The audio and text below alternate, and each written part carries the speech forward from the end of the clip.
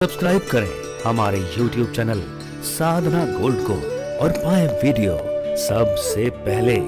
और हाँ, bell icon दबाना ना भूलें। कहते हैं हम भारतीय, हम भारतवासी, भारतवासी क्या हम मनुष्य बिना फायदे का सौदा नहीं करते।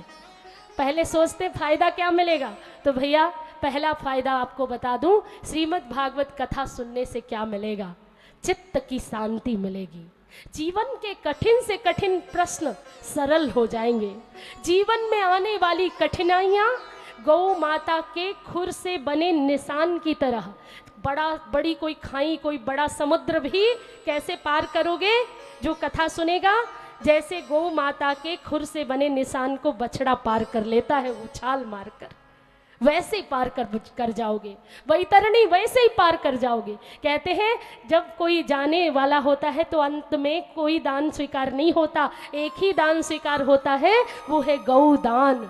और आप गौधाम में बैठे हो, गौधाम में बैठे हो तो आप अपने मन का दान कर दो, अपनी मन की चंचलता चपलता को चंचल कृष्ण के चरणों में बांध दो, घुंघरू की तरह आपका मन छम छम डोलेगा। मैं कहती हूँ कि प्रीत की पायल हो, नेह का गीत हो, और आप हम सबके जीवन के घुंघरू भगवान के चरणों में बंधे हों, और भगवान गिरधर गोपाल जब नृत्य करेंगे तो कैसा लगेगा।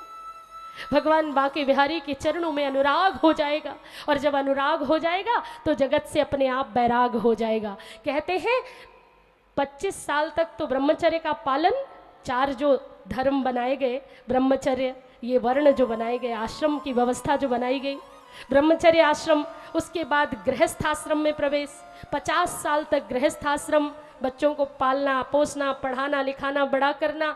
उसके बाद 50 के बाद जो 51वां साल है, वहाँ से वानप्रस्थ आश्रम शुरू हो जाता है, तीसरा आश्रम वानप्रस्थी हो जाओ। वानप्रस्थी का अर्थ है अपने घर में अतिथिवत हो जाओ। अब धीरे धीरे व्यापार परिवार और संसार से मोह को कम करके परमात्मा की ओर रुख कर लो, उसे कहते वानप्रस्थी हो जाना। वो चाहे स्त्री हो चाहे पुरुष हो, तो घर में भी ज़्यादा क्लेश और कलह नहीं होगी। पुत्र वधू को अपने चलते फिरते उसके हाथ में मालकियत सौंप दोगे तो फिर आप मुक्त हो जाओगे सारे बंधनों से, आप सारी आसक्ति के बंधन से। तो वानप्रस्थी 50 के बाद की जो आयु है वो सब ठाकुर सेवा में, समाज सेवा में लगानी चाहिए। वानप्रस्थ के बाद फिर संन्यास आश्रम आता है। वानप्रस्थ से संन्यास तक की यात्रा करनी है। 100 वर्ष तक जीवन, आपको 100 वर्ष जीने की इच्छा करनी है, क्योंकि पुराणों में, उपनिषदों में, वेदों में उपनिषद कहते हैं कि कुर्वन्ने वे कर्माणि जिजीविषेच्छतं समः एवं त्वयि नान्यथे तोस्ते न कर्म लिप्यते नरे। लोग पूछते हैं दीदी कर्म बंधन कैसे छूटेगा, तो मैं उपनिषद का मंत्र उनको कहती हूँ कि जिजीविषेच्छतं समः, 100 वर्ष तक जीने की इच्छा करो। कैसे? कर्म करते हुए। शरीर को एक जगह बैठा दोगे तो बैठा ही रहेगा, उसको आराम दोगे तो आराम ही करता रहेगा। इसलिए चलते रहो, चरई वेती सतत चलते रहो। जब तक सांसें चलती हैं तब तक तुम भी चलते रहो।